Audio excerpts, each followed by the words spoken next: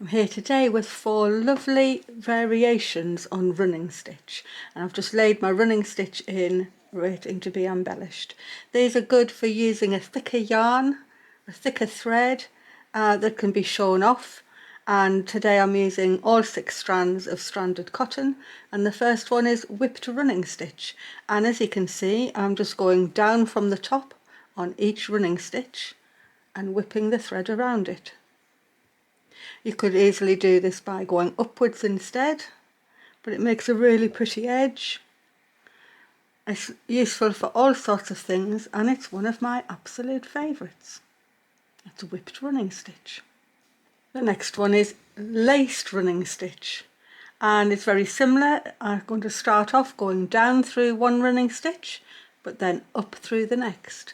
So instead of going the same way through the running stitches, you're alternating up and down. It's really lovely, and it takes up a little bit more space on your embroidery than the whipped running stitch, but it makes a lovely wavy line. Really pretty. Another one of my favourite stitches to use.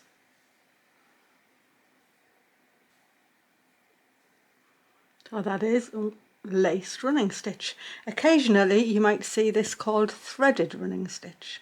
The next one is interlaced running stitch, and as you can imagine I'm going to start off exactly the same as the previous stitch.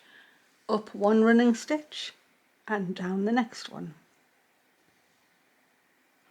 I'm just going to make my way right to the end of the line.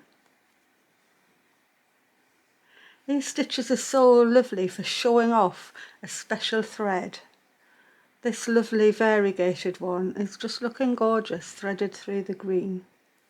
When I get to the end, instead of finishing off, I'm going to turn around and come back the way I've come, and so back down to make it like a little chain stitch coming along. But it's so easy because all you're doing is threading up and down through the foundation stitches that are already on your embroidery. So quick, so pretty, interlaced running stitch. The last stitch I'm showing you today is Pekingese, and it goes forwards and backwards. So I've gone forwards and I'm going to leave a little loop, and I'm going to go backwards to the previous running stitch, bring my needle through over the top of the loop and pull that flat. And so the stitches worked forward with the loop and backwards pulling flat.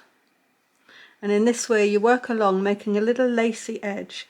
Now this can be done in running stitch, but it also can be done over back stitch, and it'll make a tighter little lacy edge.